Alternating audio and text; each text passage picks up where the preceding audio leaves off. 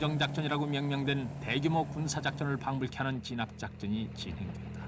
헬리콥터에서 불이 픽 되면서 그 두두두두둑 하는 그냥 아주 지축을 울려요.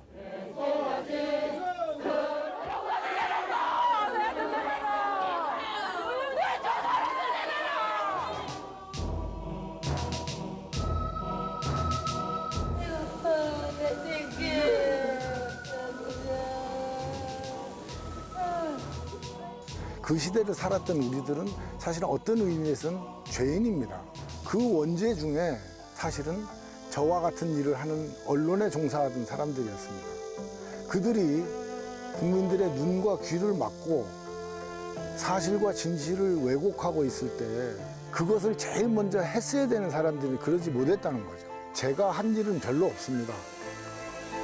당시에 이 정권과 언론에 대한 불신이 팽배했던 광주의 거리에서 광주의 여러분들이 낮은 목소리로 들려주는 이야기들을 모으고 슬며시 전해주는 자료들을 모아서 그냥 전달했을 뿐이죠. 저는 광주 시민들이 너무나 지금도 고맙습니다.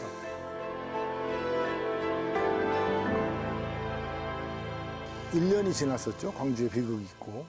근데 밤 늦은 시간에 좀 못 보던 프로그램이 카피가 되고 있는 거예요. 5.18 1주년 기념 다큐멘터리로 NHK에서 방송된 것이었어요. 그런데 그 화면에 보이는 초췌한 시민군들의 모습이 마치 제가 예전에 흑백 사진에서 봤던 구한말의 의병 사진과 묘하게 겹쳐 보이는 것이죠. 소름이 돋을 정도로 이상했습니다. 폭도라고 불리던 이들이. 그래서 이게 무엇일까? 과연 이 진상은 무엇일까라는 느낌을 가지고 그때부터 시작이었던 것 같습니다. 우리나라 국군이 광주 시민들을 향해서 헬기에서 무차별 사격을 했다.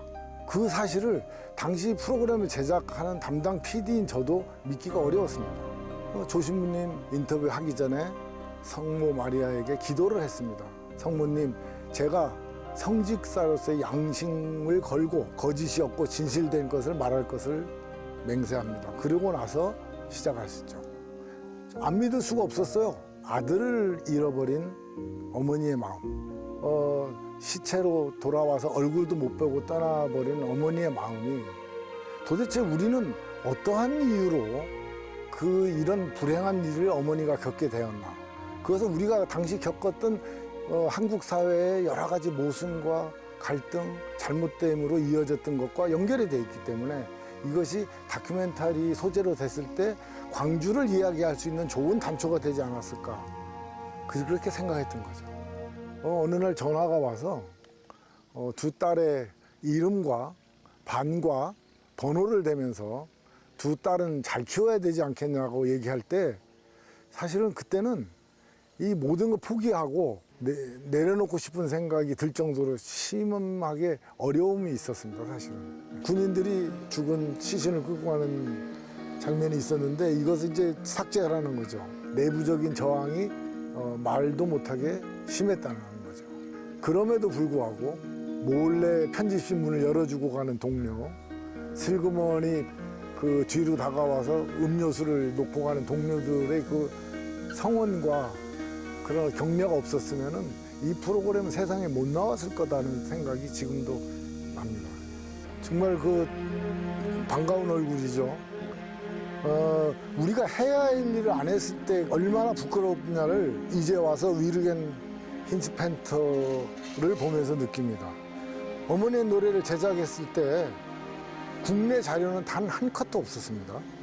결국은 독일의 NDR이라든지 아니면은 일본의 NHK라든지 아니면 미국의 방송사의 자료 화면을 가지고 했다는 증거는 결국은 우리 당시에 그 역사를 기록하고 보도를 해야 했던 우리들은 그때 뭘 하고 있었냐를 반증해 주는 거죠. 광주를, 5.18을 정치적으로 이용하지 않았으면 하는 생각이 드는 거예요. 40년이 지났습니다. 이제 시간이 없습니다. 명예회복, 그 다음에 헬기 문제, 사실은 그 답을 가지고 있는 사람들이 우리 주변에 있습니다. 이것을 정치적으로 이용하기 때문에 차마 나오지를 못하고 있는 거예요.